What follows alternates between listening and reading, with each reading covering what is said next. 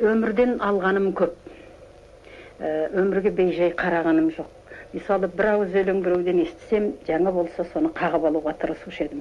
Сондай бір сәтте балалық шағымда, жаңағы өзің айтып отырған Ұран деген Аймауытовтың әнін екенін, оның Ұран деген сондай үлкен бүткіл қазағымыздың тұлғасын беретұғын, ұлттық өресін танытатұғын ән екенін білген жоқпын.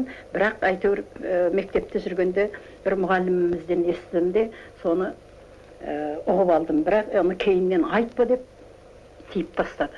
Арғатам ертірік, біз қазақ еліміз, самал тау шалқар көл, сарыарқа жеріміз. Самал тау шалқар көл, сарыарқа жеріміз.